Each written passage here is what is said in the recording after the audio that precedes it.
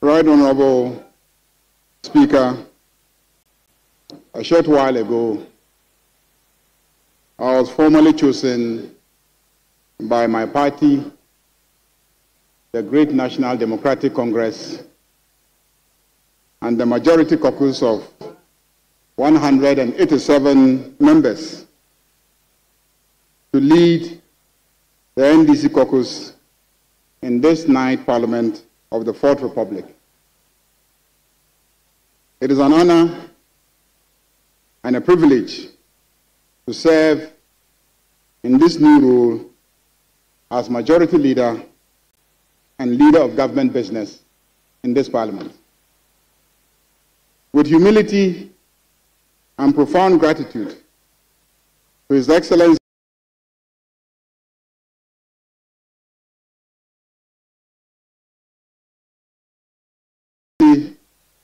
President John Dramani Mahama, the leadership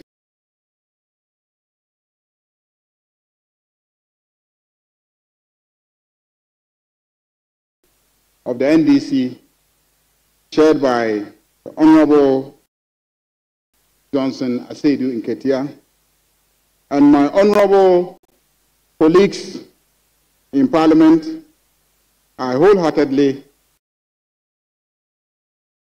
accept this appointment. I am thankful for the confidence reposed in me, fully aware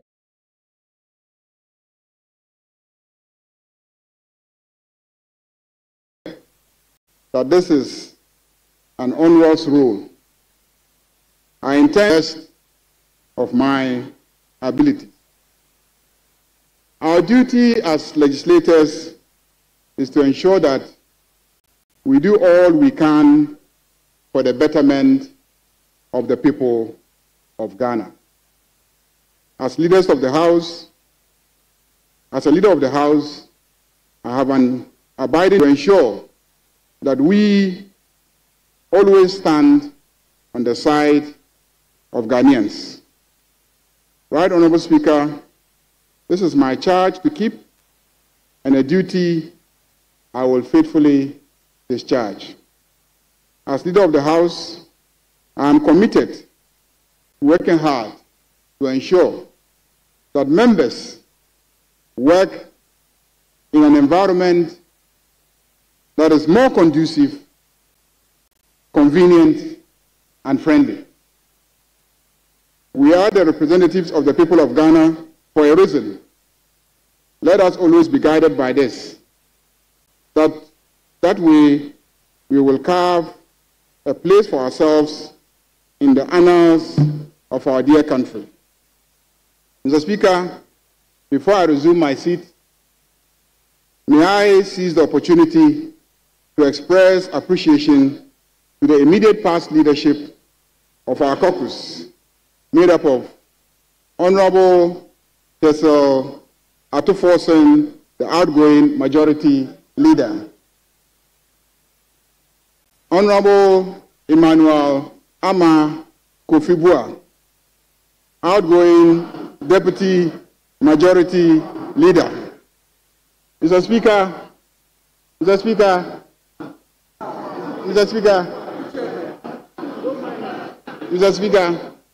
in the case of Honorable Bua, I intend that his seat should be relocated to behind the pillar.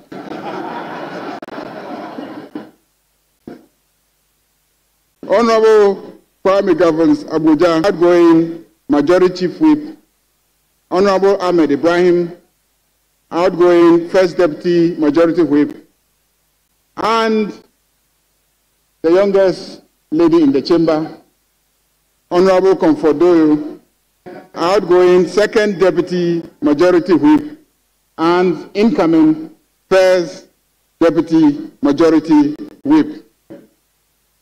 I also want to thank all the members of our caucus for the unity and oneness of purpose displayed.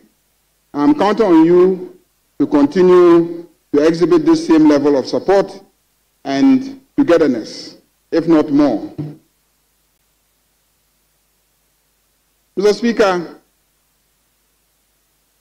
my main agenda in this House is to pursue the manifesto and program of His Excellency President John Dramani Mahama, a manifesto and a commitment that has received the overwhelming support and vote of Ghanaians. Mr. Speaker, we will do this by passing good laws that seek to further those commitments, and we will use our various committees and our oversight responsibilities to ensure that the institutions of governance work for the people of Ghana once again. Let me use this opportunity to thank the minority leader and our friends on the other side of the aisle for the cooperation and support we have received so far since the beginning of this night's Parliament.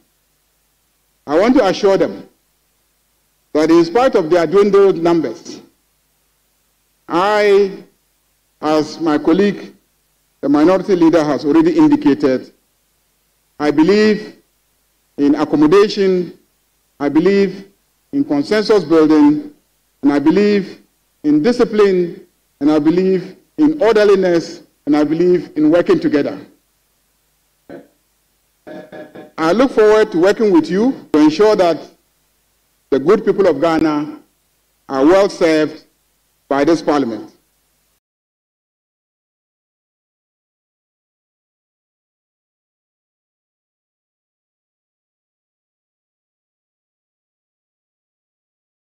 Finally, Right Honourable Speaker,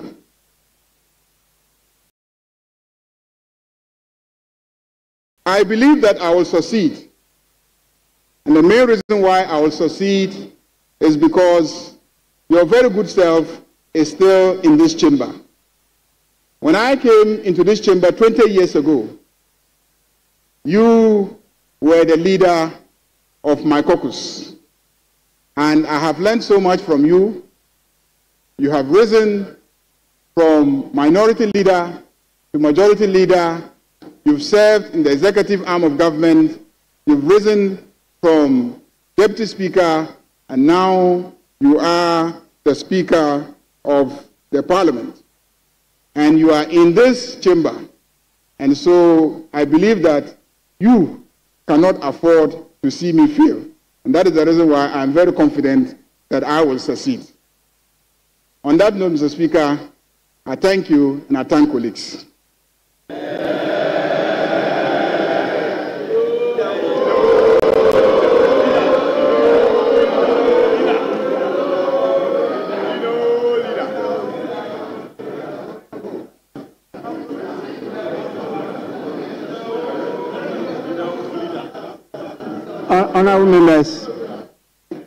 Honourable members,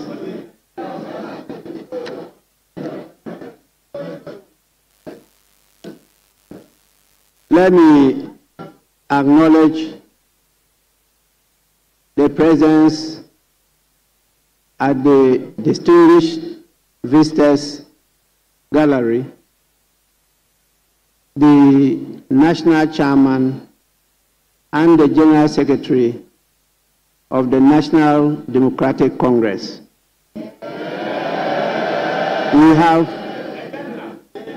the National Chairman, Honorable Johnson Asedu Nketia, and then the General Secretary, Honorable Fifi Fiavi Kweti.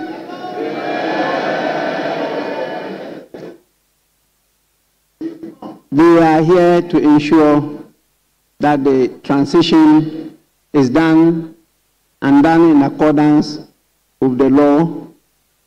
They want to see it fili so that they can go back and report to the party. You are most welcome. And I want to note this for the parties. As we all know traditionally, how we get inspired when at your workplace, your father or your mother visits you. It's so motivating. And so I want to encourage the leadership of political parties from time to time to follow up here to see what their representatives are doing. And I think I have to commend the National Chairman and General Secretary of the NDC for always being present. Particularly the National Chairman is always present. He comes to see what is being done in this house. I recommend that to the other parties. Honorable members, let it not be said anywhere. I repeat, let it not be said anywhere that the 8th Parliament of the 4th Republic of Ghana did not perform well. Political scientists have adjudged the 8th Parliament as one of the best hung parliaments in the world. I don't know why some people try to use seeming hung. I don't know whether they've ever read the definition of a hung parliament. The hung parliament is a feature of the Westminster system. And it has happened in many countries. In the United Kingdom, it has happened a number of times. In Australia, it has occurred a number of times. In India, it used to happen in the United States of America, and they had to legislate national, was it PNP, People's National Party, and then the Popular Front Party. It occurred, and it only lasted 27 months. In UK recently, we've had a number of hung parliaments, and they were compelled to change their prime ministers. Ours lasted 4 successful years and delivered a smooth transition of power from a party in opposition to a party in government. That is a record that is being analyzed or being praised. Unfortunately, Ghanaians are rather condemning it. They don't see the achievements we've made. And it's including the researchers, they can go and read around many countries to search from their records, and you'll see that the 8th Parliament performed very, very well. We should be commended instead of being condemned. Please, the 8th Parliament is also different from the 9th Parliament. And therefore, as our former Honorable A.B. Hussein will say, when the drum beats change, the dance will also change. And so that's what is expected of the 9th Parliament. The drum beat has changed. It has changed from a hung parliament to supermajority parliament. And I'm happy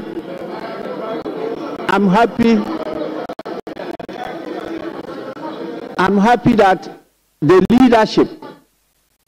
leadership and members have taken note of this, and they are calling for caution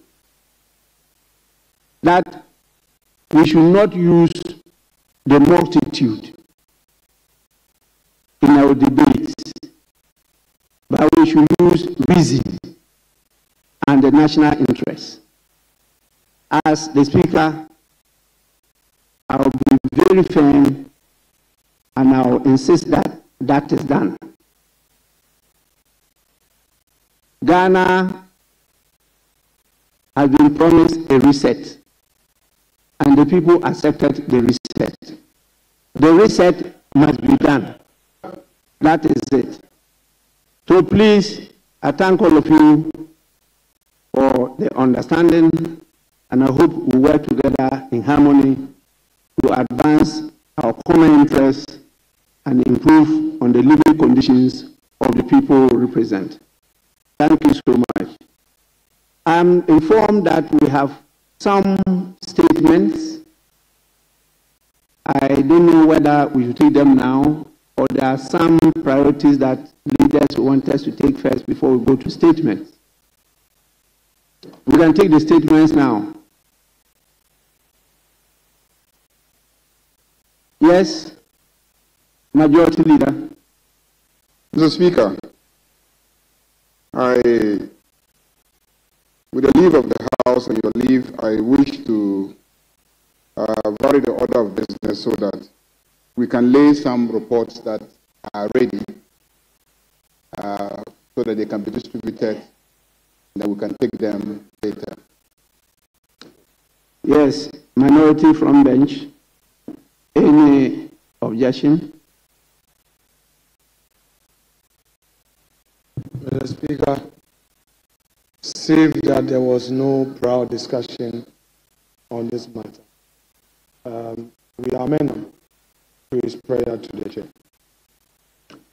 Honorable members,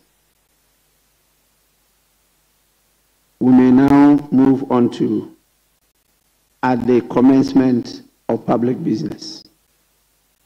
Item 7, presentation of papers. The following papers to be presented: 7A, Roman 1, Roman 2, Roman 3. If they are all ready, please present them now. Roman 3 is not ready, but 1 and 2 are ready.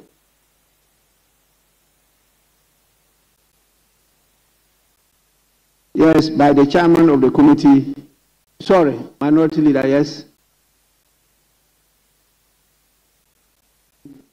Roman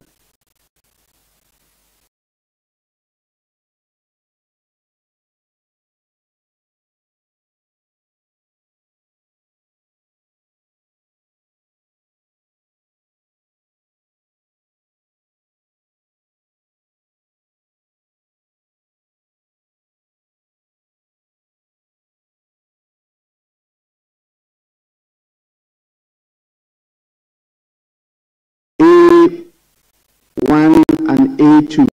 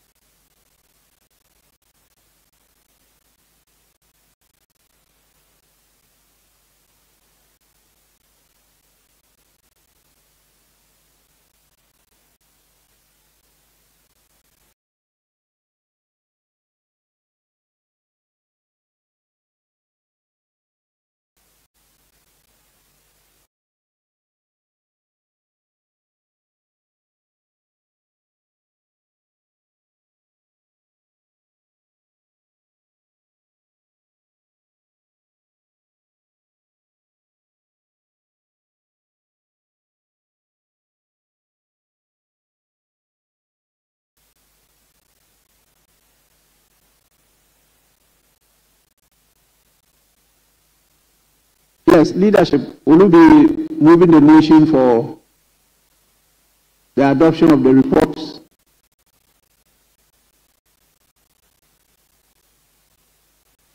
The second deputy speaker will take the chair from now.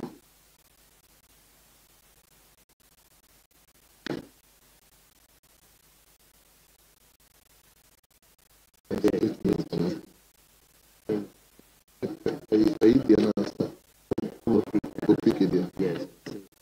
I know it.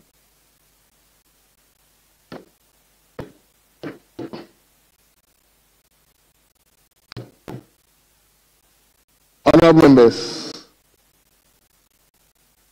let's turn to page 2, item listed 6. Statements. We have. Yes, Majority Leader. Thank you, Mr. Speaker. Mr. Speaker, my colleague and I have conferred, and we, with your leave and the leave of the House, we want to vary the order of business so that we can move to motions 8 and then after that 9, so that we can take the third report of the Appointments Committee on the nomination of ministers. Motion 9, 8 and 9. Very well. 8 first. Very well. Is that the pressure of minority leadership? Speaker, it is so. Very well. Honourable members, let's turn to page 3, item listed 8. Motion by the chairman of the Appointment Committee. Right, Honourable Speaker, I beg to move that the motion numbered 8 at page 3 of today's order, notwithstanding the provisions of Order 1041 of the Standing Orders of Parliament, which requires that a motion cannot be debated until at least 2 sitting days have elapsed after the notice to move the motion is given. The motion for the adoption of the third report of the Appointment Committee of His Excellency, the President's nomination for appointment as ministers, may be now moved today. The Speaker, I so moved.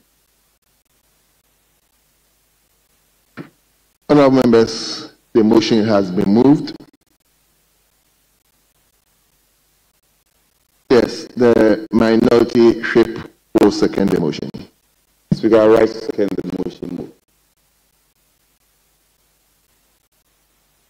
Honourable members, the motion has been moved and it has been seconded. This is procedural motion. I will therefore go ahead to put the question. The question is, all those in favour of the motion listed 8 in today's order paper, say aye. Aye. All those against, say no. Honourable members, it's obvious the ayes have it. The motion listed 8 in today's order paper is adopted. We move to 9, the substantive motion. Chairman of the committee. Right, Honourable Speaker, I beg to move the motion numbered 9 at page 3 of today's order paper,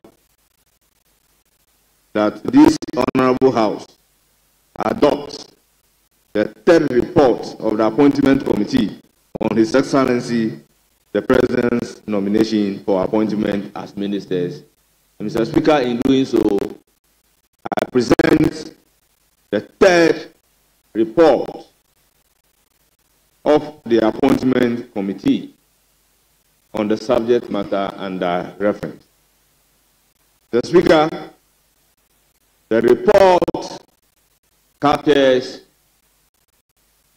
the vetting and its consideration of Honorable Ahmed Ibrahim as Minister Designate for Local Government, Chieftaincy and Religious Affairs. Honorable Agnes Namumu Lati as Minister Designate for Gender, Children and Social Protection. Honorable Elizabeth Ofosu Ajari as Minister Designate for Trade, Agribusiness and Industry.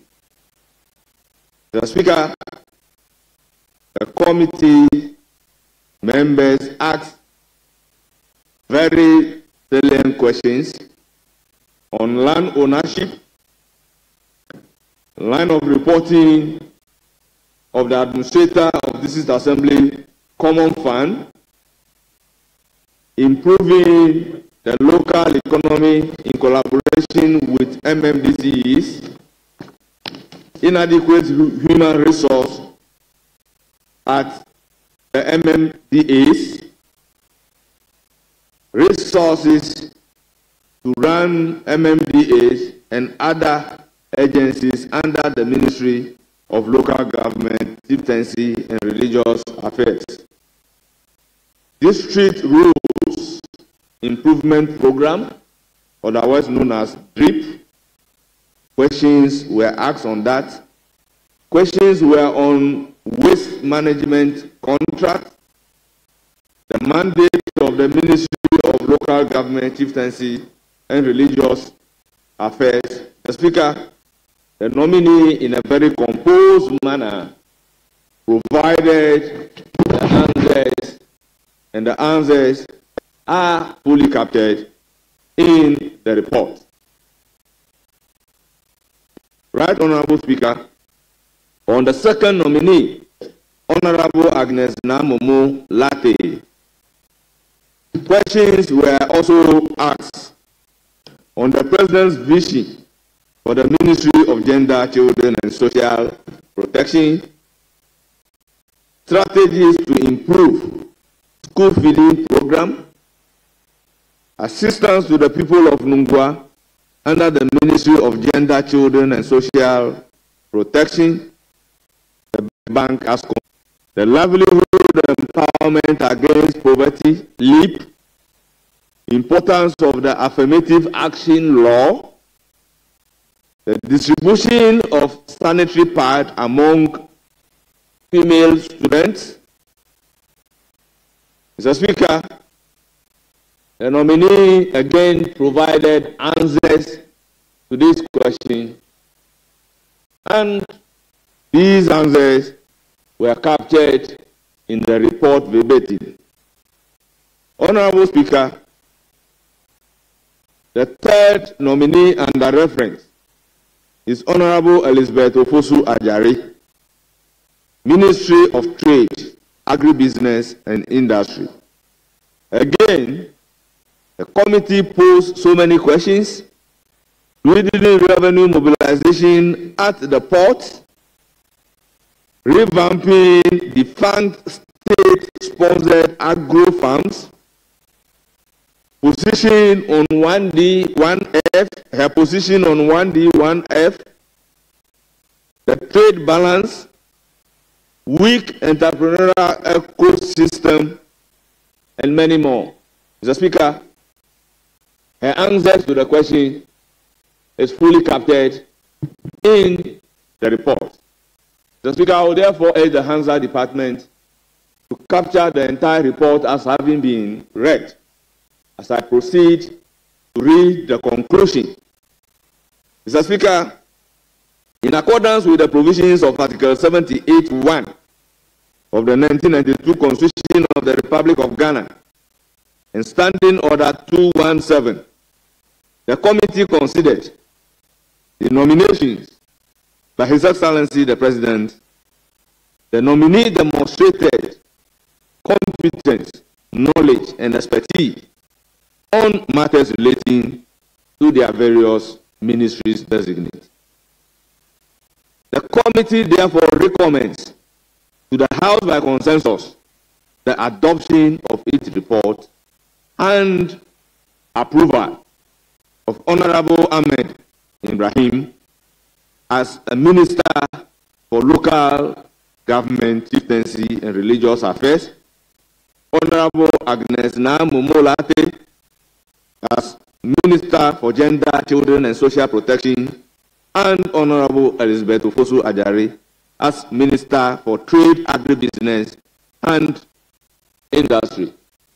Right, Honorable Speaker, I so submit. Thank you for the opportunity. Thank you very much, Chairman of the committee. Now, seconder.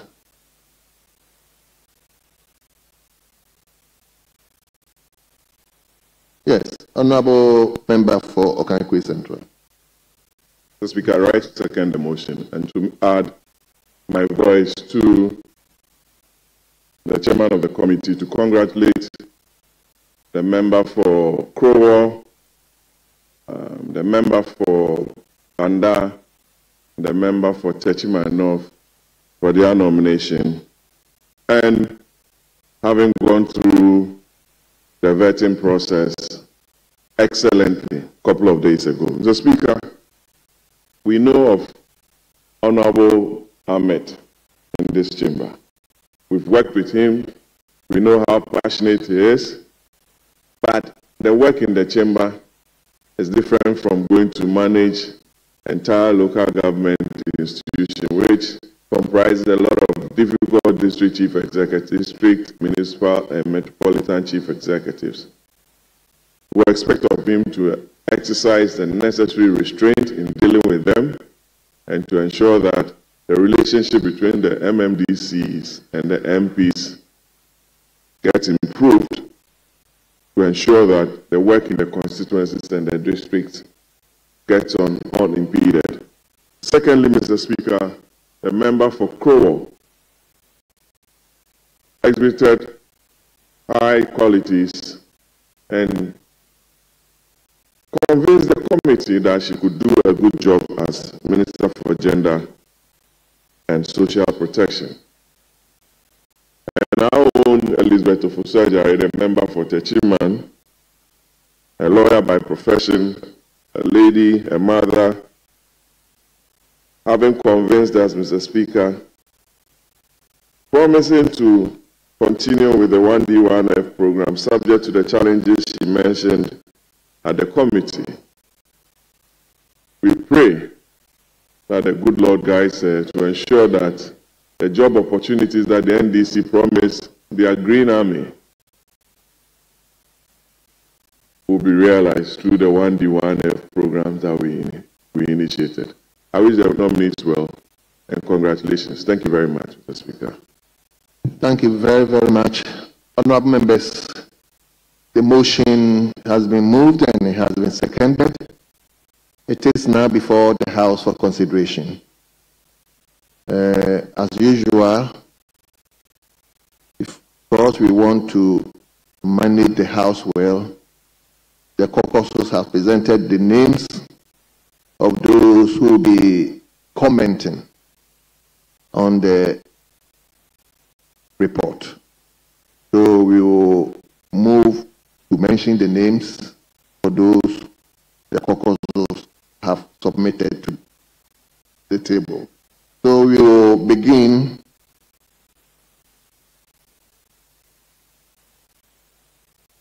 from the minority side, and we will call on Honorable Member for Empraeso, Honorable Davis Opoku. So, Honorable Member, not cut you short, yes, but we have so many other business to conduct today. So please work around 5 minutes for us. Thank you. Thank you very much, Mr. Speaker, for the opportunity to contribute to the report of the Appointments Committee before this House. Mr. Speaker, first let me congratulate my colleagues, Honorable Ahmed Ibrahim, Madam Namumo, Madam Elizabeth Ofosu Ajari, for their nomination to this high office of the land. Mr. Speaker, particularly, I'm excited at the nomination of Mr. Ahmed Ibrahim as the Minister Designate for Local Government, Chieftaincy and Religious Affairs. I've been in this house for 4 years. And when it comes to issues that confront members of parliament, when it comes to issues about MPs and their relations with the District Assembly Common Fund, and to a larger extent, the local government ministry, we have seen Ahmed Ibrahim lead the charge in that regard. And I know that when he settles in that office, issues that bother members of parliament will be one of the top priorities on his desk as a minister. Mr. Speaker, I'm particularly interested in how we are able to correct the, for want of word, the anomaly with respect to the District Assembly's Common Fund Act 455, which establishes the Office of the Administrator and provides that the Administrator reports directly to the Minister responsible for local government.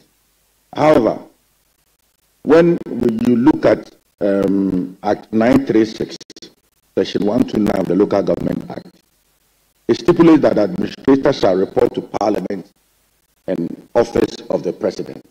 This, in times past, has created some challenges where administrators of Common Fund have had issues with sector ministers.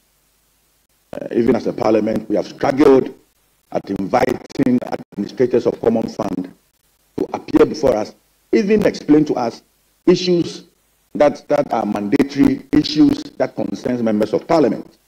I think that it's about time that the sector minister taking charge takes steps to address this anomaly. It's important that every administrator reports to the minister, sector minister involved, so that the minister would have direct responsibility in responding to issues that border on that fund to Parliament. We would want to be dealing more with the ministers who we appreciate that have a lot of insights. Mr. Speaker, one of the challenges that our municipal chief executives have had, especially with the last government, has been issues of capping. I mean, when you go to them for projects, they tell you that most of their funds have been capped. And it brought untoward challenges in the administration of the district assemblies. Mr. Speaker, I think it's about time that the president assures us, and also the sector minister assures that when he takes office, the issue of capping our district assembly common fund, monies that go directly to the assemblies, will be taken off. They need monies to construct more drains. They need monies to construct more schools. They need monies to develop the various assemblies. And if we are to go by this capping policy, I think we will continue to face challenges in the various assemblies. Mr. Speaker, also, the drip machine is one laudable project that His Excellency President Nana Addo Dankwa Akufo-Addo, with the support of this Parliament, of the 8th Parliament, brought to bear. I think we need to find ways of put the very reasons why we procured these machines. We use these machines for that very purpose. And I know that our senior colleague Ahmed Ibrahim will not feed this house and will always respond. I was a bit worried with having agribusiness attached to the Ministry of Trade, but I felt that it was purely an agri. But when I listened to Madam Ejare, I got convinced that if you look at most of the 1D, 1F projects, most of them are agro-based projections. I mean, most of them are agro-based factories.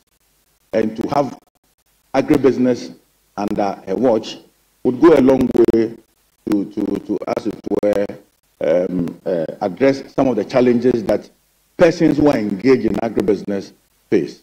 I mean, we cannot continue to import over $100 million worth of onions into our country. What is required is to develop a proper value chain. And I know that with her at the Ministry of Trade, we are going to do that. For the Gender Ministry, issues of human trafficking is something that is dear to my heart.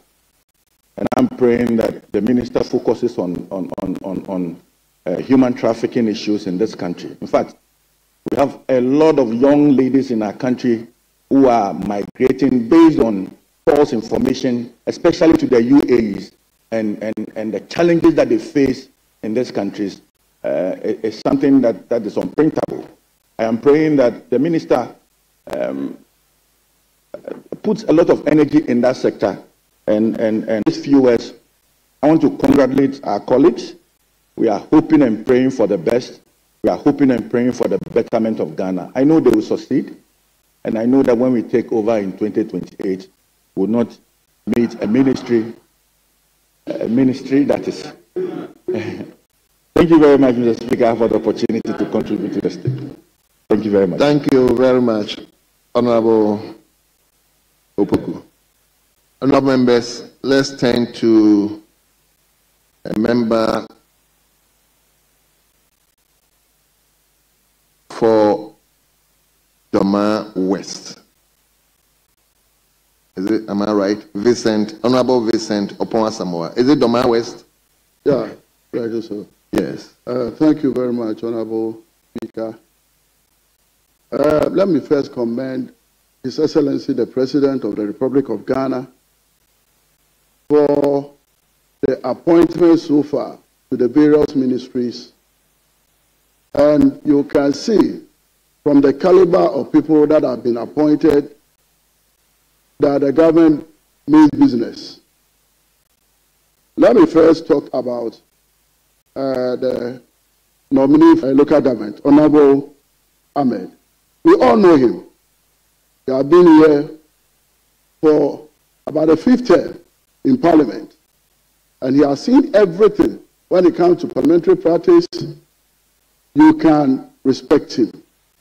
So I have no doubt that having been appointed to a ministry like local government, he is going to deliver, help the president, reset the country, and then we move it forward. As a former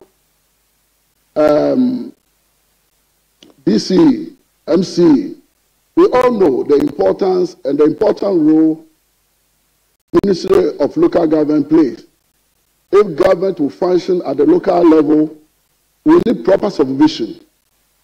And we need someone like Honorable Ahmed who will be able to match up to the task, keep the DCs in line so that they can deliver at the grassroots.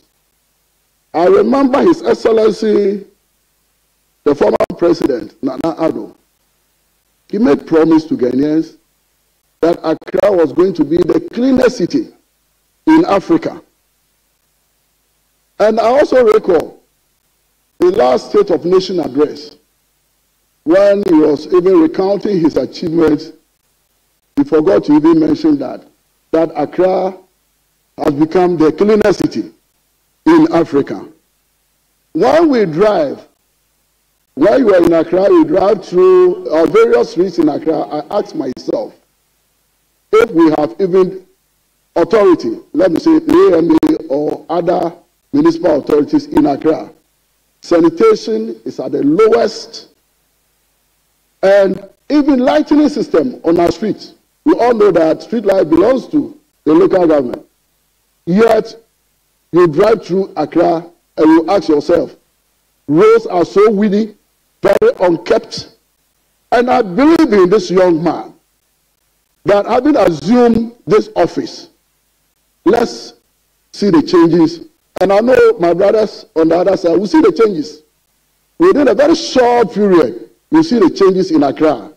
We'll have street lights, we'll have clean city, and Ghanaians, it's not about we have spent so much. It's not about we have spent so much, but it will be about the real tangible. People will feel it. Honorable Vincent, hold on. Let me catch the attention of the honorable member for Asante Achem Central. Mr. Speaker, let me remind my honorable brother of Order 93.5. He's not supposed to, in making comments, he's not supposed to provoke debate. All the statements he's making, I or other people may not agree with him, and this would provoke debate.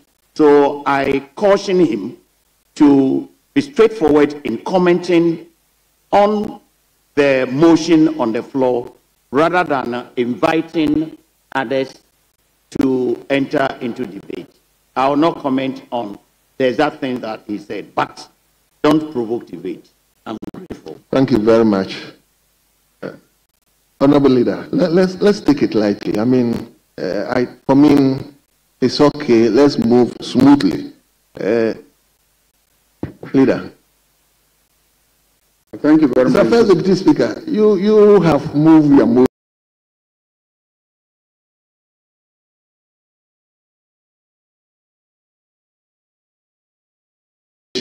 Allow us to. Yes, Leader. Speaker, I just wanted to draw the attention of my colleague that Order 93.5 does not come to his aid in this matter. So Order 93.5. Notwithstanding, honorable members, let's try not to degenerate the House into an arena that will make things a bit difficult. I mean, we are commenting, so let's do that gently so that we can do our best to approve our brothers and sisters who are going to help the president to govern the country. So, Honorable Vincent, yes. Thank you, Mr. Speaker. Speaker, with respect, the majority leader is right. However, Speaker, these are our own colleagues. The Honorable Ahmed is seated right before us. I see my friend, beautiful sister, and other colleagues. They've all performed. I witnessed that performed creditably well. But as my senior colleague tried, we're just trying to help you navigate properly. By Nanado's administration for sanitation. And that puts emphasis on the importance your government put on sanitation. And I'm particularly very much concerned about the issue of sanitation. That is why I commend Honorable Ahmed some of the answers that he gave. Honorable Samuel, hold on. Yes, chairman of the committee. Right, Honorable Speaker, thank you for giving me the opportunity. Mr. Speaker, I still maintain the point that the Nile Parliament has a lot of fresh members. When a report of a committee is being debated, your contribution must be based on the report. So I will urge the House to take that into consideration in the debate. Thank you for the opportunity. Very well. So please, let's speak to the report. Listen, let's speak to the report. I mean, let's cut away insinuation and innuendos. I mean, just speak to the report. We all know that His Excellency, the President, we used to have Minister of Chieftaincy and Religious Affairs. That ministry is also merged with the local government. I was particularly very much impressed when question was posted on that ministry, especially issues on chieftaincy and the manner that he handled it. I was very much impressed. And I know that under his leadership, issues on chieftaincy, issues in Ghana is going to go down drastically. We all know that areas where we have these tribal clashes also hamper development. So I have so much confidence in Honorable Ahmed that once he assumed duty as the Minister for Local Government, most of the issues that Ghanaians issue of sanitation, and issues on chieftaincy, we are going to nip it in the bud. So on these few words, and looking at the reaction from the minority, I'll conclude and then recommend that our new minister should be approved. Thank you very much. To start a research agenda. Thank you very much, Mr. Speaker.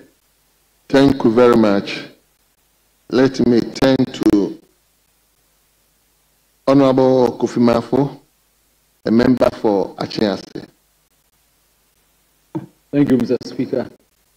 I want to commend our able colleagues who have been nominated and vetted. I'll start with Honorable Ahmed, who is my neighbor. For me, what I would say is that local government is a challenging ministry, especially we coming from the rural constituencies. We rely solely on government funds. So the expectation is that because there's a free payment, we expect that the payment should go as soon as possible. And I know he will do that because as a leader, he was working closely. And I will also want to congratulate my own Honorable Elizabeth Ejari. As a trade minister, I want to urge her that what we are experiencing at the port is not one-man business or one ministry business.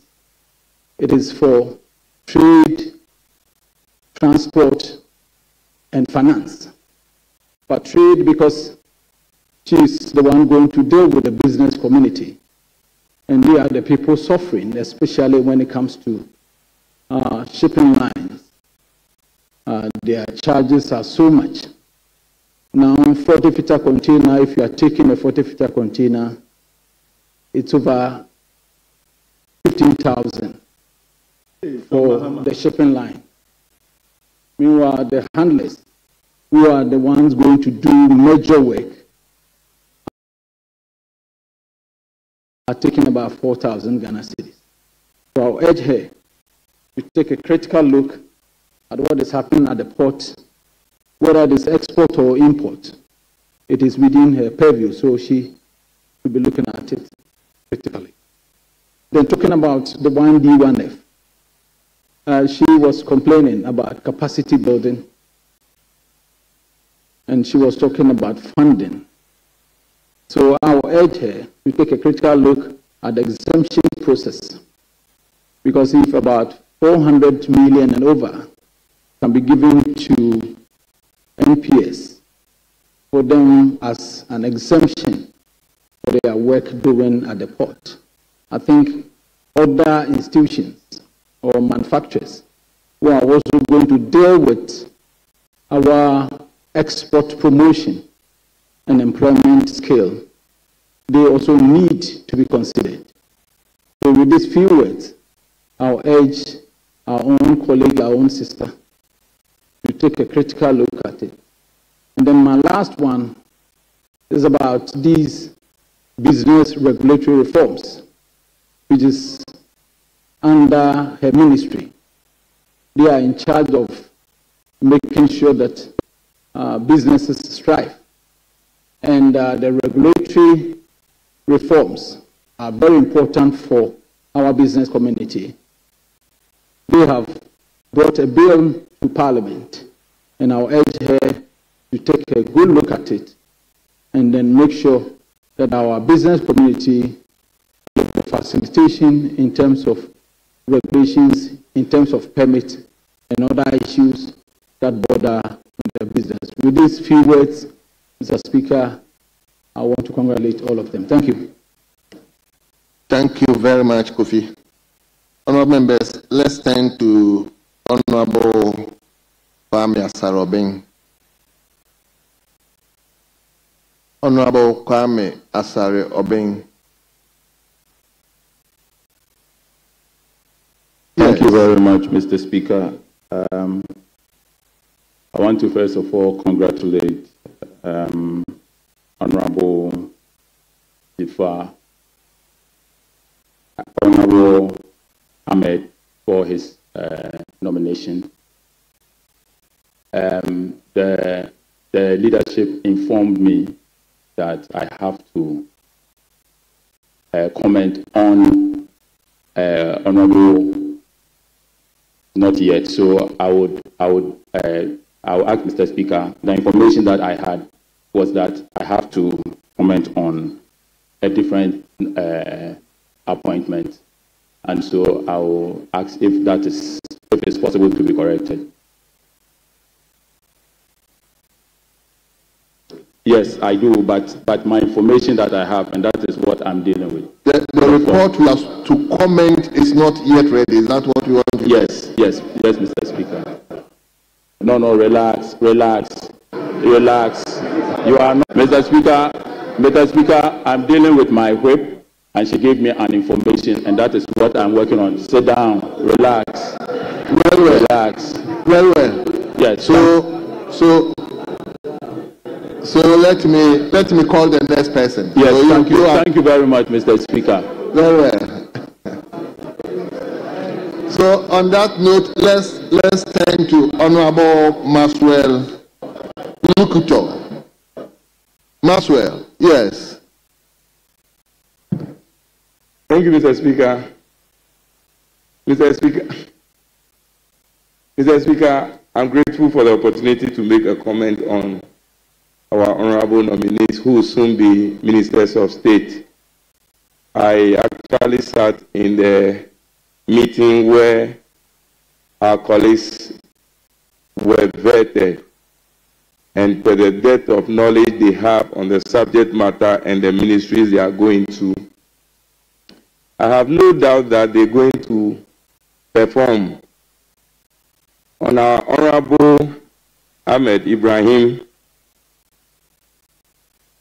the local government ministry, I believe, is a heartbeat of all of us as players in the democratic space, and most especially for us members of parliament. Critical for us because these are the people we're going to be dealing with on daily basis whilst we are within our constituencies or out of the constituency performing national duty in the big house of parliament. Seniors have commented on the challenges they have had with some district chief executives in the past when they want to access their common fund and other funds that go through them. You face it more this time, maybe.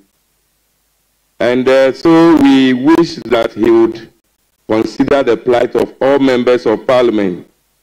Even though these funds are through us, they are supposed to help alleviate poverty in our different constituencies.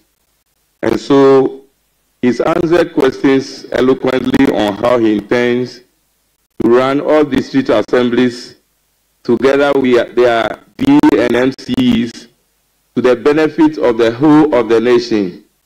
It is my hope that he will be in line to be able to help us achieve our aim as MPs whilst away, so that whilst here you don't have people down there who are looking to cut your leg. And also when you are in the opposition, they will also be there and stifling your common fund, not allowing you to have access to them. For our dear lady Namumo, she was so composed, answers the questions very eloquently, and I believe that she will do well in the ministry that has been so assigned to her. We believe that all these ministers of state would listen to the plight of their people and do just what we demand of them, so that the reset agenda that Ghana has signed for, I mean Ghana, not just NDC, because of the overwhelming endorsement that we have had as a government, it is a testament to the fact that Ghanaians want to see reset. And the reset agenda, I believe, is beginning from this house. And so it is our hope that together they will do a good job. Mrs. Elizabeth Ejare Ofosu, eloquent, a lawyer, done so well in the past as a deputy minister, now promoted to the position of a substantive minister. Sorry, she was a minister and also another minister now. It is our hope and prayer that she will do better than she did in the Mahama One government.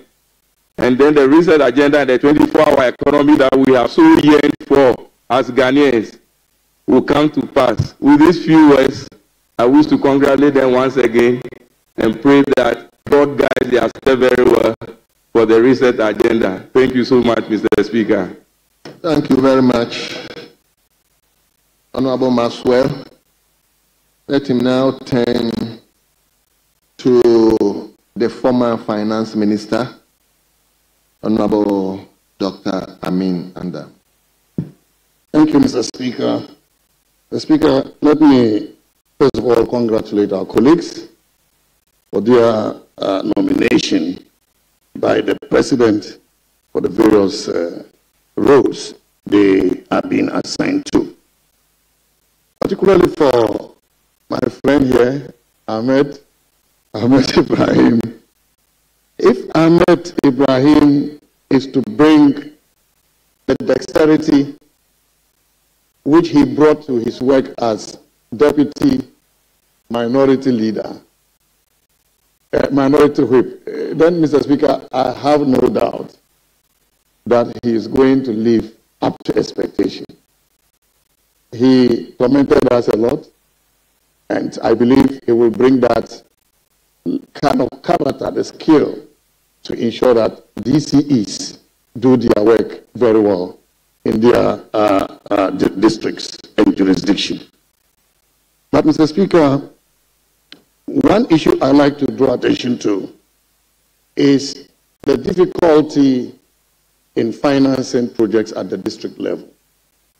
Because the common fund allocation is no longer enough, and I doubt if it will be ever enough to finance district level development projects. And this is why the minister is being encouraged, and I'd like to encourage you to consider relaying the municipal finance bill, which tends to support district assemblies to look at alternative ways of financing their projects rather than relying all the time on the government for resources to finance development projects, particularly in the area of public-private partnerships. They can leverage private capital out there to finance projects that can pay for themselves. And therefore, Mr. Speaker, I'd like to encourage him to relay the municipal finance bill. Property rate is another area of interest. There's huge potential in using property rate to finance development at the district level. But as a country, we really haven't found a solution to maximizing the collection of property rate. The Ministry of Finance tried. We implemented a system that could energize the mechanisms of collecting property rate. Unfortunately, we face some challenges. I hope that you will look at the start to address the challenges associated with property rate collection and ensure that we leverage that potential for complementing public finances of projects at the district level. Mr. Speaker, it's also important to note, and this is an observation I would like to make, that in presenting the formula for common fund by the common fund administrator, it is important to consult widely, particularly with the Ministry of Finance. I cannot remember the Ministry of Finance making inputs to the formula that was presented last year to this House. And this does not help because it is important for the two ministers to sit down and prioritize the areas that the budget can accommodate and what common fund can also accommodate. So we avoid duplication of others. It also requires them to have budget approved by the assemblies. Now, what sense does it make if an assembly makes a budget approved by the assembly and yet the revenue expected doesn't come in for the assemblies to execute this budget. This is very problematic, Mr. Speaker.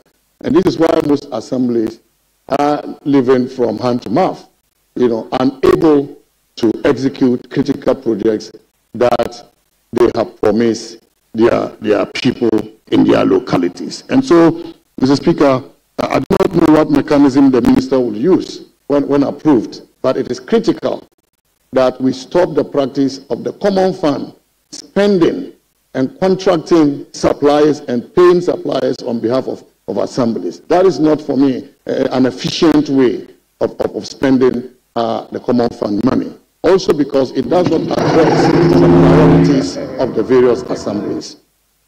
Mr. Speaker, for Honorable Elizabeth Okosu Ajari, one of the key measures that you need to pay attention to is the ease of doing business.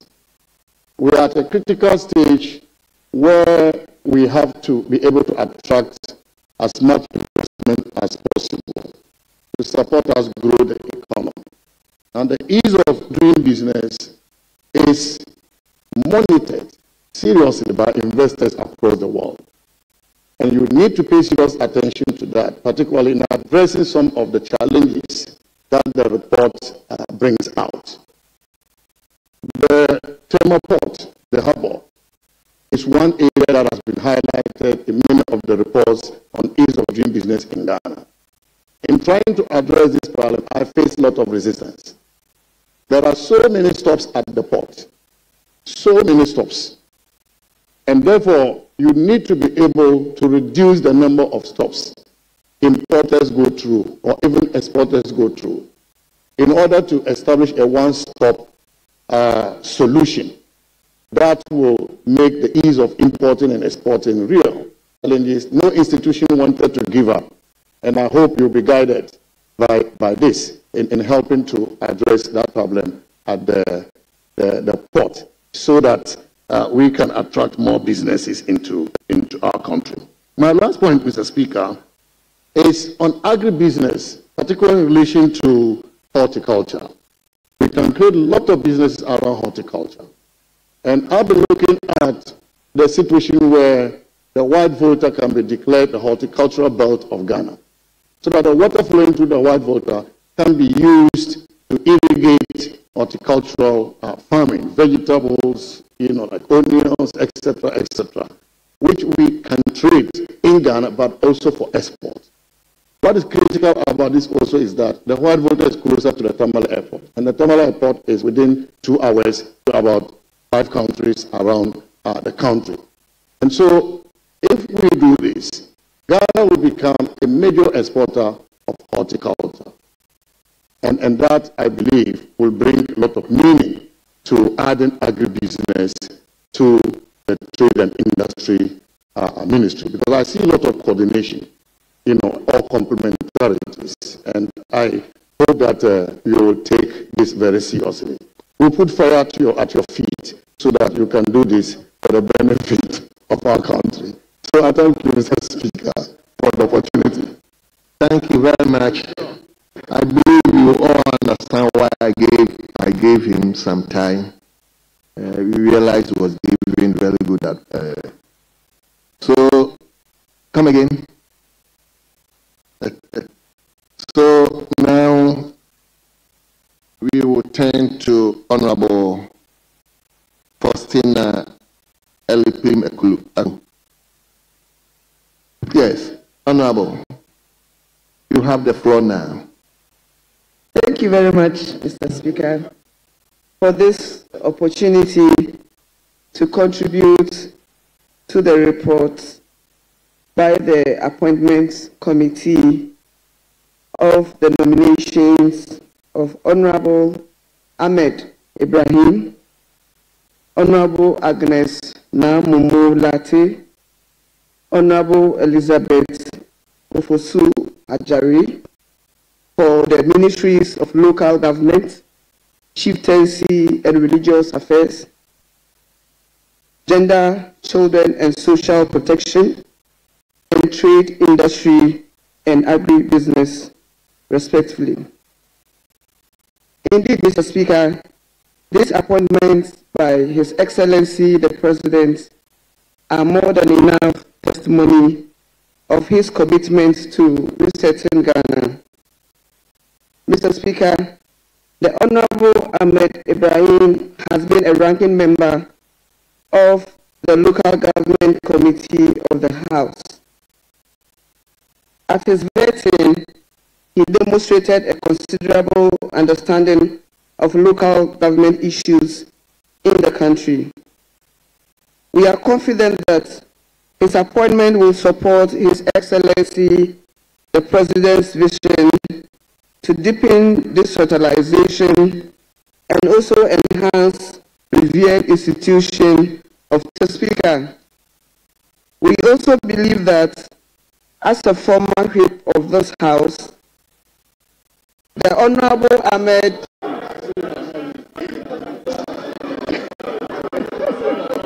I am not reading.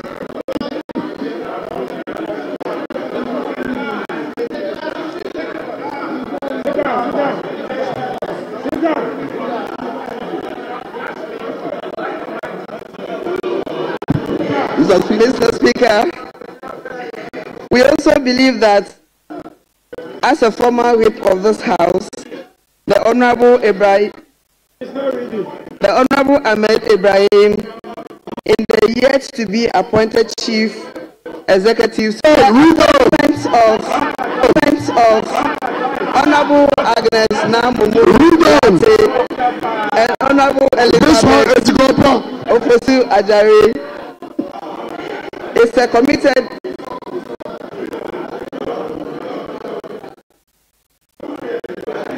another bold statement that His Excellency the President respects women and he's committed ensuring that gender balance in his government in line with the Affirmative Action Bill. As a woman, I am particularly proud of the appointments, and I strongly believe they will make us proud. Mr. Speaker, I am grateful for the opportunity. Thank you.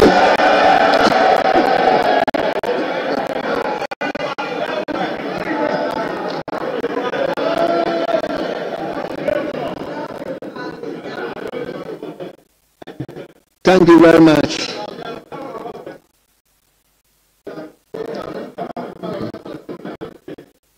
So let's turn to Honorable Tampuli. Honorable Hassan Tampuli, you have the floor now. Thank you very much, Mr. Speaker. I appreciate the opportunity to contribute to this report. Considering Minister for Local Government, Chieftaincy and Religious Affairs, Honorable Mrs. Namumulati, as Minister for Gender, Children and Social Protection, as well as my sister, Honorable Elizabeth Ofosu Ejare, Minister for Trade, Agribusiness and Industry.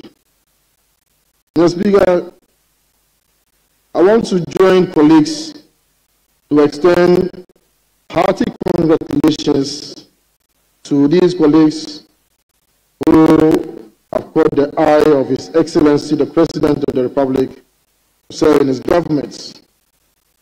Mr. Speaker, right at the outset, I need to signify to these colleagues that by what I have observed in the previous administration of His Excellency John Dramani Mahama, Richard Paul is something that he likes a lot. So please, when you go, you have to work very, very fast and actualize the vision before maybe you are Richard Paul to another place. So, Mr. Speaker, this is just a little question to colleagues. Mr. Speaker, Honorable Ahmed Ibrahim, a lot has been said about him. Very sharp gentleman. Mr. Speaker, looking through the reports, I noticed that the three of them are almost about the same age.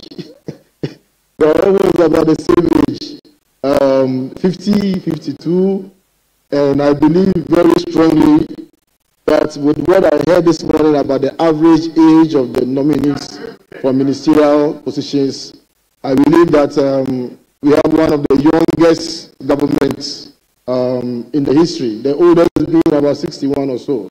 So your collective energies would have to show. Your collective energies will have to show. You have to give justification for why government should be made available to the younger generation. So you are doing this not for yourself, but also to give justification for opportunities that will be given to the future generation. I wish you well in the work that you do. Mr. Speaker, on page 6 of the report, the nominee made reference to some misalignments between the reporting structure of the administrator of the Judicial Assembly Common Fund. And I think that it's important that this is rectified so that the malady doesn't continue to fester and then create enough confusion as it is doing right now. But as far as I'm concerned, Mr. Speaker, the legal maxim that the general laws shall take precedence over specific laws, specific laws shall take precedence over general laws, would convince me that generalibus non derogat specialibus. That is correct. That's the Latin maxim.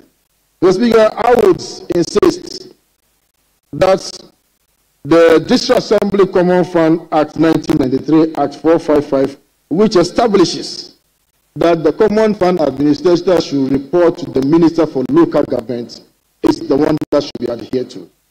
Yes, Mr. Speaker, there will be some challenges as far as canons of interpretations are concerned, that you might say that the later legislation will take precedence over former legislations. So that argument can also be made, but I would insist that once it is a special legislation, I would insist that the District Assembly Common Fund Administration should report to the Minister for Local Government for the proper alignment of the function of the local government administration. Mr. Speaker, on point 43 of the reports, improving the local economy in collaboration with the MMDCs, there's no doubt about the goodness of the spending power is unimaginable. When everything is done from Accra, you know, contracts are awarded in Accra, procurements are taken from Accra. Sometimes the members of parliament, and I believe some of us have experienced one way or the other. You will be sitting in the chamber, and then somebody moves to site. It's even sometimes the case that even the MMDCs do not even know where these contractors are coming from.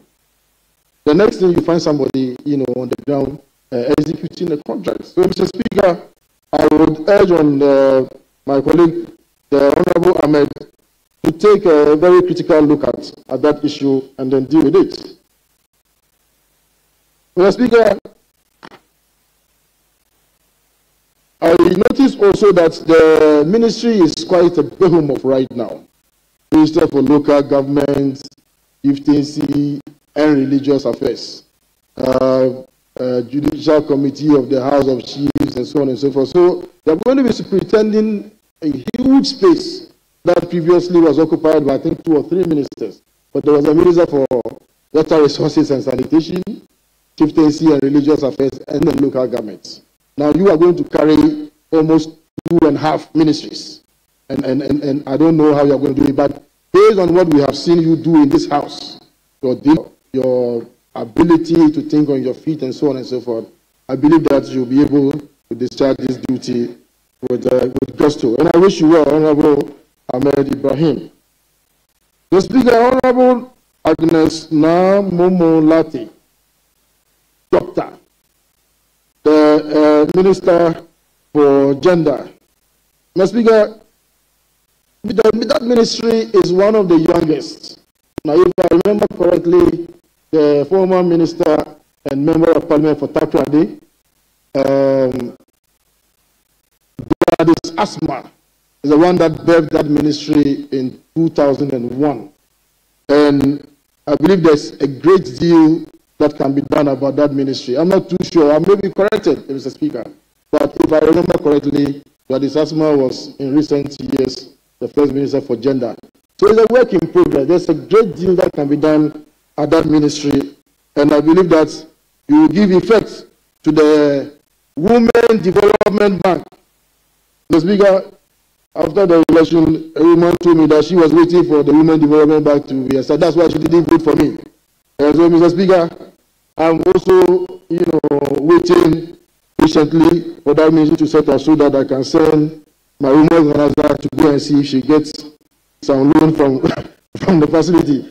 So, Honorable Member for Pro, I wish you well. Mr. Speaker, Honorable Elizabeth Ofosu-Ejari, I serve with her on the appointments committee. Very diligent. I don't know whether it is parliamentary, but she is a gentle assassin. Her questions are slow in coming, but they are piercing and biting. And then she will punch you where you least expect. And she will just, Mr. Speaker, I don't have much to say. But when the questions come, Mr. Speaker, you will shake small before you are able to answer the question. And senior at the bar as well. And I greatly appreciate that she is more than capable of discharging the obligation of that ministry. Mr. Speaker, there is a little bit about the cross-border trade. And it says, with your permission, Mr. Speaker, it says the tax system is attractive. But she proposed an imposition of a reasonable and fair tax system. According to the nominee, when the tax system is attractive, non-exorbitant and reasonable, people are more willing to pay. Mr. Speaker, if I refer to President Mahama's first review taxes and levies on vehicles and equipment imported into the country for industrial and agricultural purposes. Mr. Speaker, currently, if you take the bill of lading at the port, you import the vehicle into the country, you have line items, taxes, levies, margins, and so on and so forth. About 22 made reference to a particular line item, which is the container charges. Averagely, you are paying about 15,000 apart from paying for everything that has to be paid for at source. You pay 15,000 per container. Mr. Speaker, we do not less than 1.2 million containers in a year. Now, when you do the calculation, we're talking about billions of dollars. Mr. Speaker, sometimes when you go to make these payments, the shipping lines insist that you must come with foreign currency.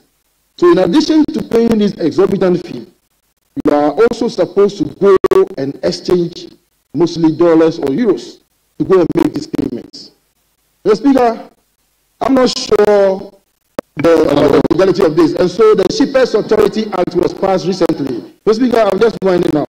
The Shippers Authority Act was passed recently, in which we have insisted that shipping lines can no longer impose such charges on shippers, except what the Ghana Shippers Authority has approved. And I believe that this will be a very, good platform for you to speak to traders and importers and even exporters about the benefits of this new act, so that all these, exorbitant container charges for doing nothing, Mr. Speaker, for doing nothing. So they just sit down and at the click of a button of a computer, you charge somebody 15,000 cedis. You pay for container cleaning when you bring the Gunu out. Thank you. So, Speaker, on this note, thank you. I'd like to congratulate my colleagues and then add my voice to the House to confirm these colleagues. Thank you very much, Mr. Speaker. Yes. Please, let's turn to Honorable Simon Pabe Chairman. Yes, Honorable Chairman. Is it Bekum? Yeah, Bekum is the good news. Yes. Thank you very much, the Speaker, for the opportunity and the latitude add my voice and to contribute to, and to say very big congratulations to the nominees on their call to serve in this high office. Let me start with Honorable Ahmed Ibrahim. Honorable Ahmed Ibrahim, 5-term Member of Parliament for the good people of Banda. He has really distinguished himself so well. When you see and assess his intellectual prowess, his tenacity of purpose,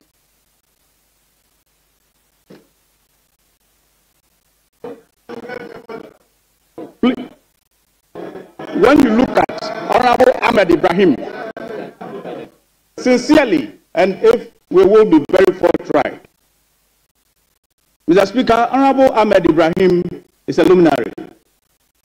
His tenacity of purpose, just like I said, and his testicular fortitude in the way and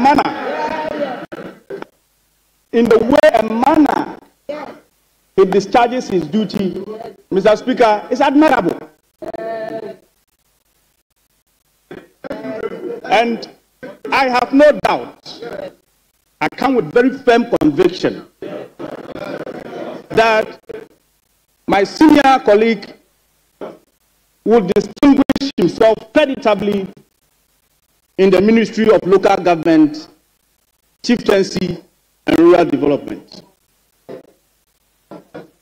I strongly believe that my senior colleague will concern himself with the Act 936. I'll remind him later, he doesn't know. The son of a lion doesn't get mixed in the jungle.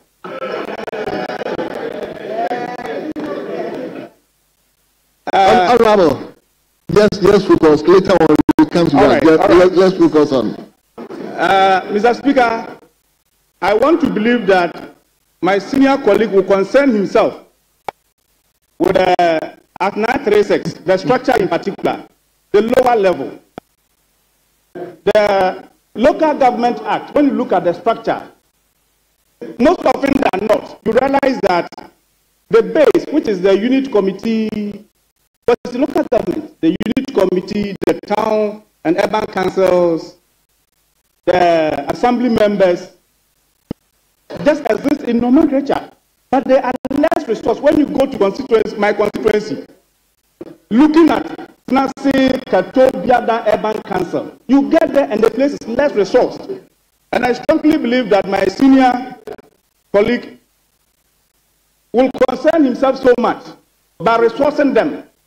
Most often than not, you realize that, Mr. Speaker, they are not even consulted. And it is only at the evaluation stage. But I strongly believe that democracy must be participatory. And once it's for the people must be involved at the grassroots. And I strongly believe that during the problem assessment through to design of the program and projects, through implementation to evaluation stage, the unit committee, the assembly members, and the urban and the town councils will be involved. And I think with that, we can have the full realization. With him, as a royal member, I strongly believe chieftaincy is not an issue. And as an elder of Church of Pentecost, I have no doubt in my mind. As long as religious issues are concerned, we will do justice to that.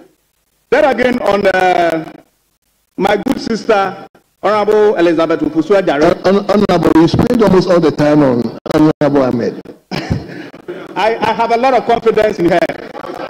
And that again,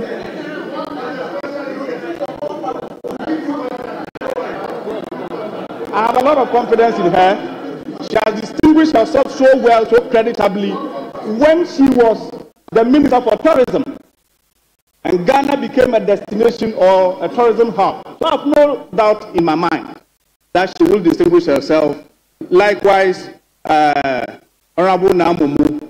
I wish them all well, and I want to congratulate them for the appointment. I wish them well. Thank you so much.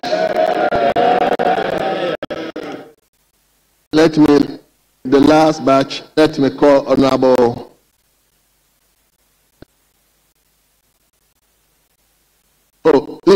leadership will do the...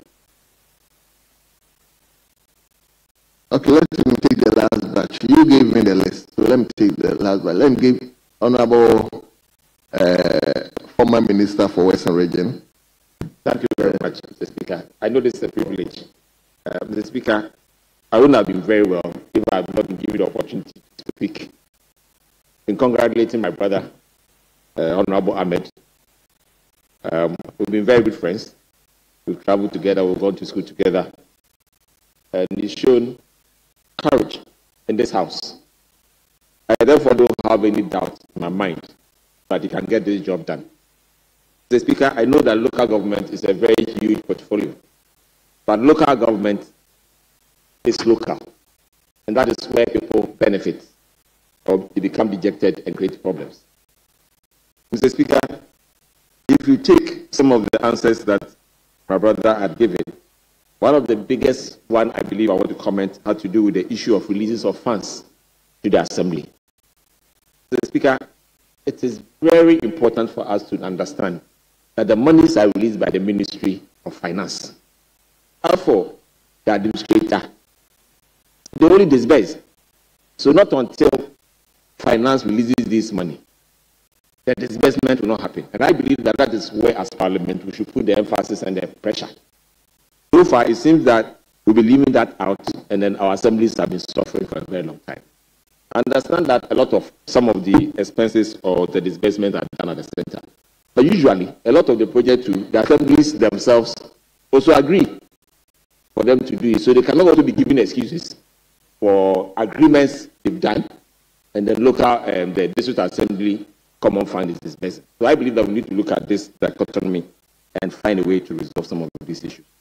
On the issue of local economy, I believe that is one area I would suggest that we put a lot of emphasis, because if we take the elections that we've gone through and all the difficulties with the economy, if we are able to get things done right in developing the local economies across the length and breadth of the country, I believe that the pressure from the youth for jobs, the pressure for infrastructure development would also go down.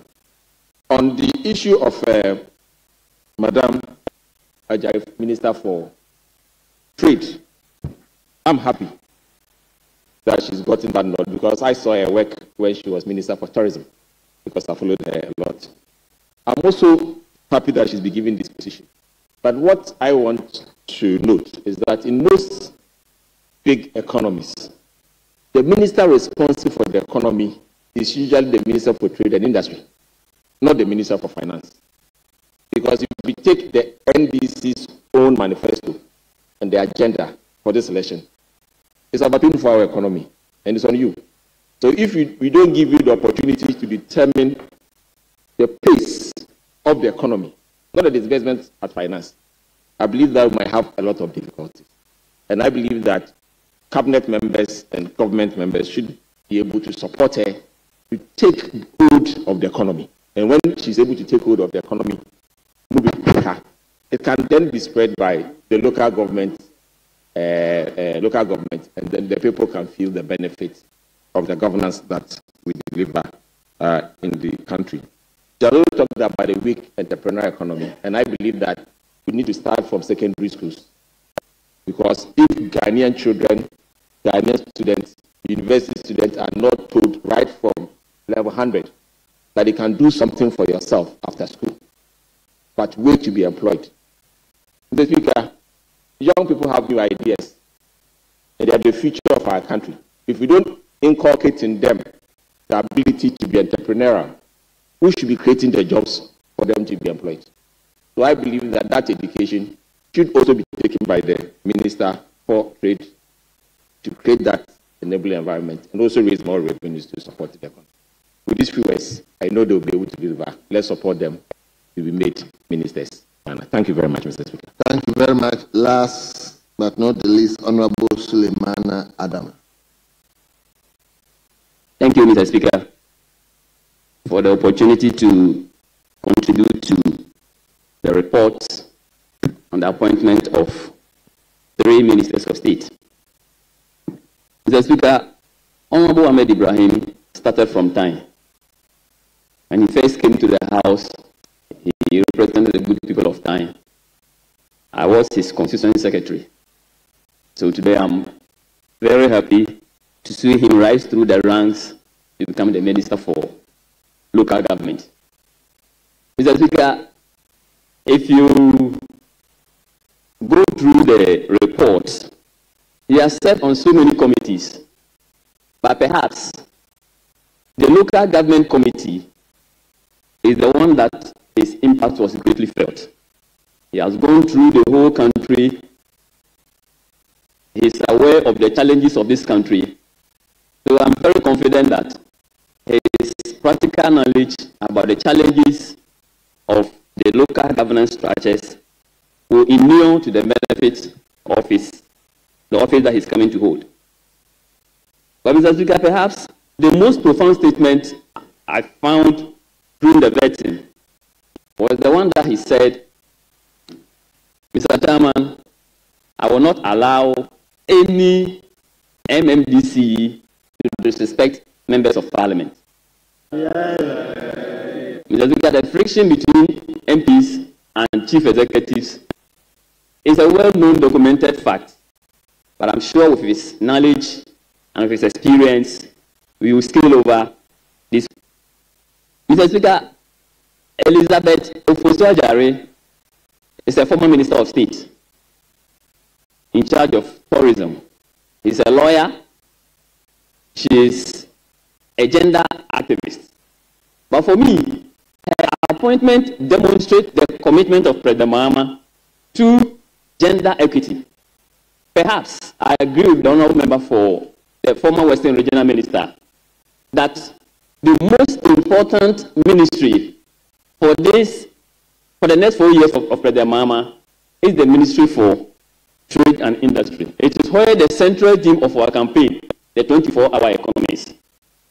No wonder President Mahama chose Elizabeth Ofosu-Adjare, a woman of metal, and I'm sure she's going to deliver, just like she did when she was a minister for tourism. Mr. Speaker, President Mahama didn't add there. The EI that established the new ministries added agribusiness to that ministry. It tells you job creation is central, and Elizabeth Ofosu-Adjare will be in charge of one of the central themes of this administration. Agnes Namubo Latte, she is my former colleague at the backbench there. She's a very serious woman. She never misses any whip system. Anytime she was needed in the chamber, Namubo is there. She's a gender activist.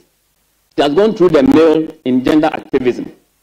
But I was happy with her statement when she said the school feeding program was going to be decentralized, and that the minister's role would be supervision. Mr. Speaker, I am sure that with her knowledge in gender activism and her care for the girl child and the children in general, I'm sure she's going to deliver. Thank you so much. I thank you, Mr. Speaker, for the opportunity. Thank you. Let him now come to leadership. Yes, minority. Mr. Speaker, thank you for the opportunity to add my voice to this motion on the floor. Mr. Speaker, before I say anything, let me acknowledge the Honorable Simon Ampabin Chairman, the Member of Parliament for Brekum East. He demonstrated strength and ability in his short advocacy. And I think that such an early positive start must be commended. No doubt, he is coming from a stock familiar with the front bench business of the House. I mean to say, the former majority leader of this House, an MP for Brekum, Honorable J. Owusu-Achampong, of blessed memory, I'm told, is related to him. So I'm sure he's done some great works. proud to come in here. I inquired whether he was a lawyer. I'm told he's here to be called to the bar. So I wish him well in this chamber, and I know he will do great things. Mr. Speaker, having said that, let me remind government that our side is ready to help them to put government together. But they should not shut their eyes to and on the law. We have passed a law in this house. That law makes it mandatory to have a ministry for national security. I refer to Act 1030.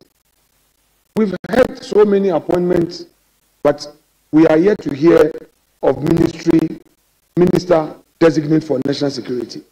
Only yesterday or so, we got this notice from Mr. President about the Interior Minister Designate. Because of certain exigencies, we are ready to vet him tomorrow. Mr. Speaker, we will do our part, but they must also do their part so that we don't create certain impressions. Mr. Speaker, that's it. The number of ministers. We are seeing Minister for Local Government and Chieftaincy Affairs. The political class of this country must be bold and own the political narrative. I will not criticize because I am in opposition. When we make mistakes, let's admit them and apologize. 60 ministers will not help your political cause. But when civil society comes up with the narrative, as if everything is done by the political class, instead of us boldly explaining to them the intricacies of politics, then we also fall for the trap. And we make political commitment. I don't doubt the competence of Honorable Ahmed Ibrahim. But that huge ministry, local government, and chieftaincy, all these conflicts, the behind the scenes, negotiations for peace, and local governance. Mr. Speaker, I am not the president. But if I were to advise Mr. President, I would say, Mr. President, you can apologize to Ghanaians and say, look, you underestimated the thing. I think I need to engage more ministers. Because, Mr. Speaker, we cannot allow this. And the civil servant, what people have forgotten is that as you put two ministries together, the staffers are the same. All the civil servants who are there, they remain same. And then you say only one minister to supervise and monitor. Things will soon get out of hand, and you take the collateral damage. And then they say there's corruption. So it is your government. We leave that to you. I will not belabor the point.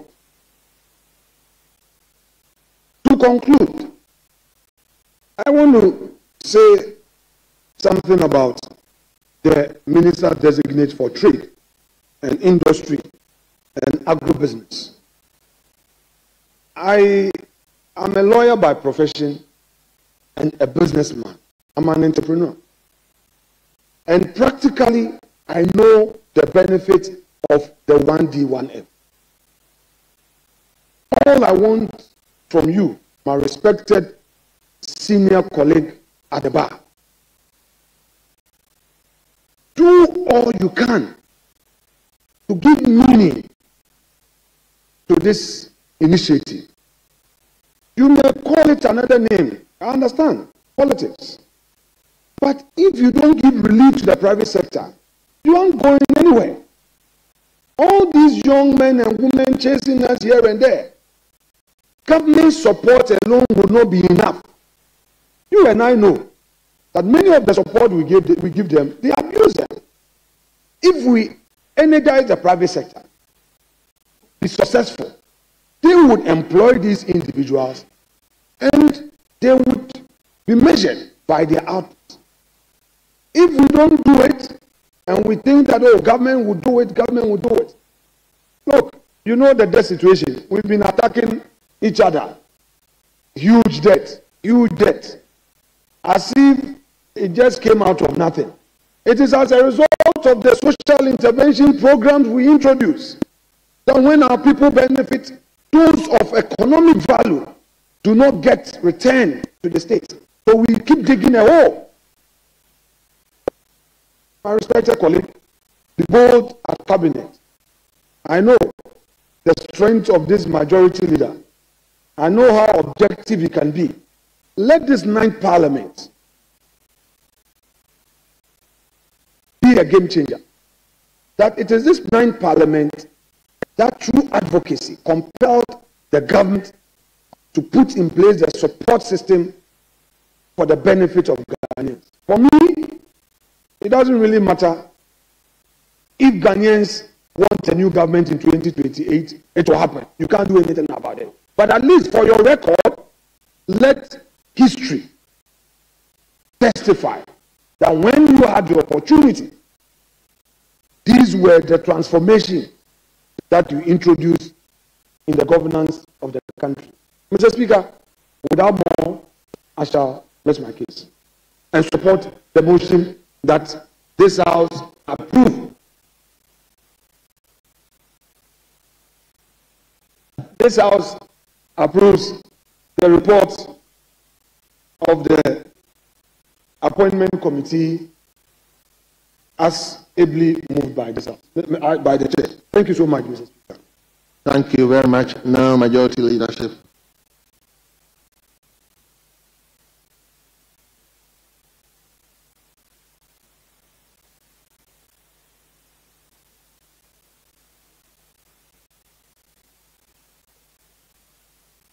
Speaker, thank you for the opportunity to add my voice to the motion presently before us for the adoption of the report ably laid by the chairman of the committee. Mr. Speaker, in doing so, let me make the point forcefully that the Honorable Minority Leader again got the point wrong on this vexed issue of the, yes, I disagree with him that the insistence that the Act 1030, the Act 1030-2020 Security and Intelligence Agencies Act actually provides for the establishment of the Ministry of National Security. Because specifically Section 24 only provides for the functions of the minister. And Mr. Speaker, the minister is defined in Section 49 of the law as the minister responsible for national security. So indeed, the president, as he is now, can actually mandate the minister responsible for the international security. That is why, Mr. Speaker, the former president, Nana Addo Dankwa Akufo-Addo, he sponsored the bill that led to the birth of Act 1030. He himself, in 2021, when his mandate was renewed for the second term, he didn't establish the Ministry of National Security pursuant to Act 1030. He did so with an EI 12. So, my leader, this matter came up during the vetting of the Attorney General, and we set the law.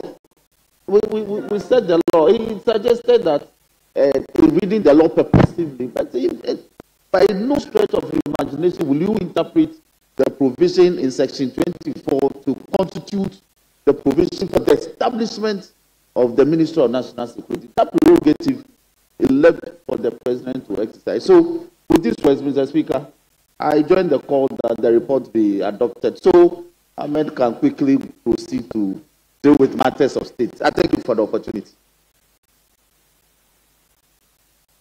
Mr. Speaker, not to debate, but before you put the question, I want to remind the majority front bench to look behind. There are empty seats. The chief whip should observe all the empty seats and advise us whether in the circumstance we can put a question. They should get their chamber populated. They say they are super majority. They should let their people come. Mr. Speaker, I'm advising them. With all these empty seats, we want them to be in so that we meet the necessary requirements of law so that we can put the question. We are ready to help you. We are ready. We need to take a decision. Chief Whip, this is baptism, first day baptism. Let us see your first day work. This is not for majority leader. Leader, this one is not for you. Chief Whip, marshal your members in. Let them come in and fill the spaces. Your back is empty. Mr. Speaker, that must be done before we put the question. No, this side is, look, the whole place is empty. The whole place is empty. We told you so.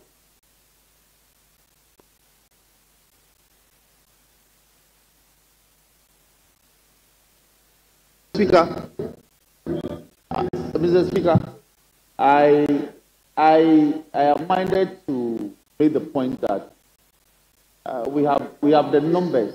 We have more than 1 to 3. So you may put the question, Mr. Speaker.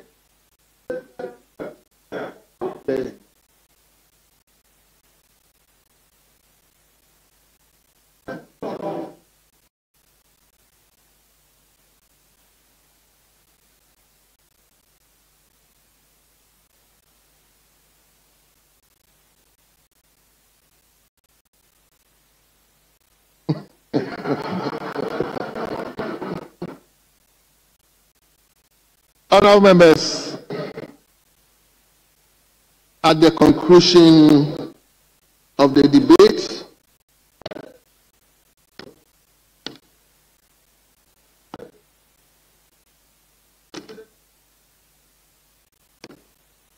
he has not caught my eye.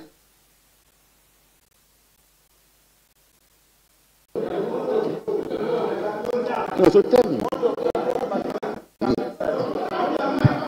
Thank you, Mr. Speaker. Honourable members. No.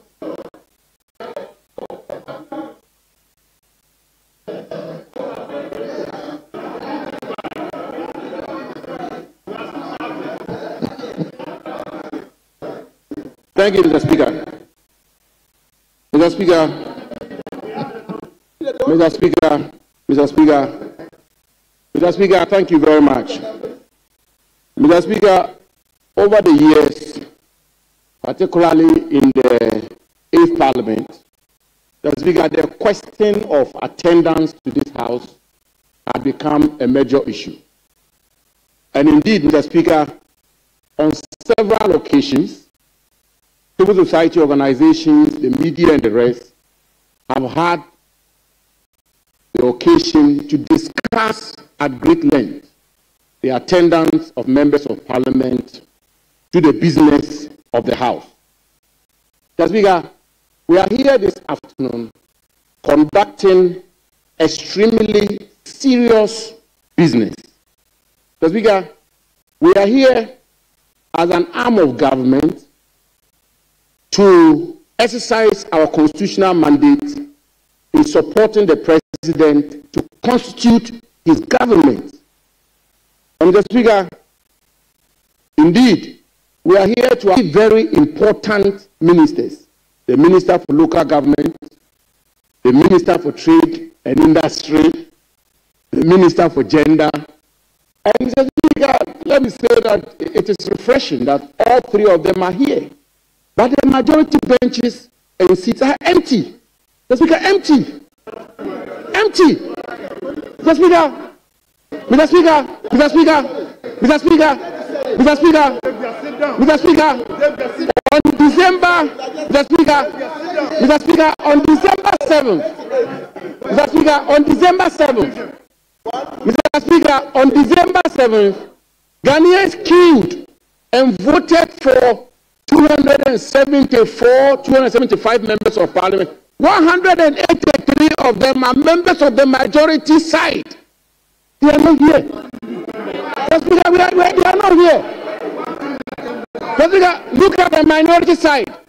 They are always happy. They are always happy to erroneously, Mr. Speaker.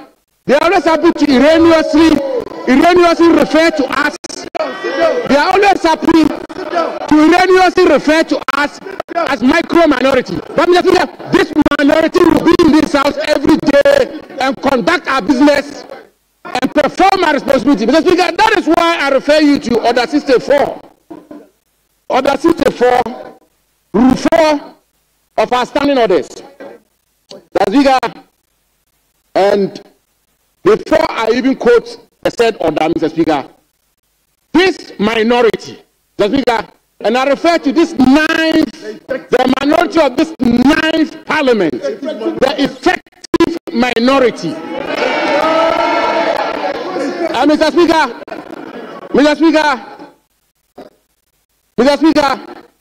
the good book, the Holy Bible, teaches us that a few people under God can conquer a multitude of people.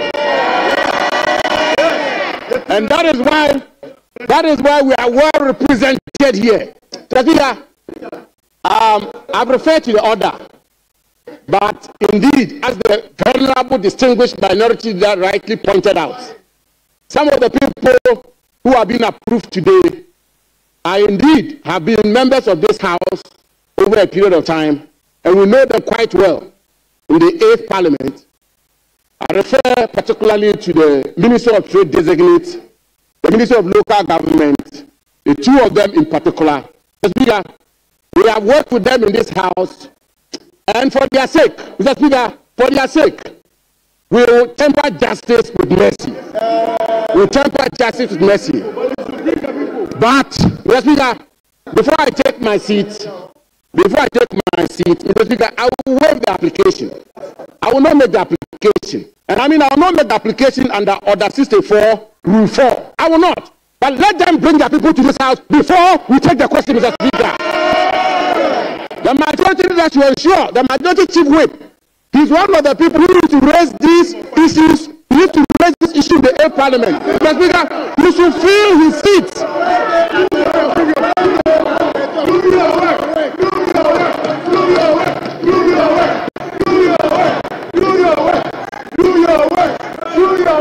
Mr. Speaker, I conclude by saying a huge majority, but ineffective majority. A small minority, but effective minority. Let them come for us to conduct business. Thank you, Mr. Speaker, for the opportunity.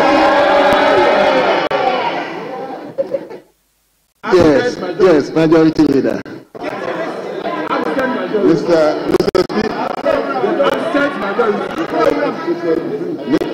Mr. Speaker, I think we have enjoyed ourselves. It's been a lot of fun. Yeah. But the good thing is that he has restrained himself from coming under Order 64. Yes. That's what is. So, Mr. Speaker, you may put the question.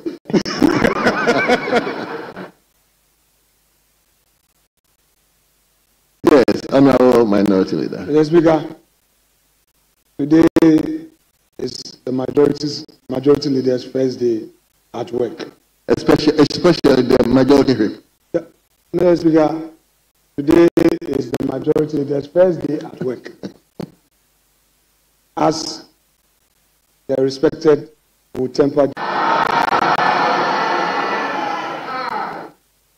All those against say no.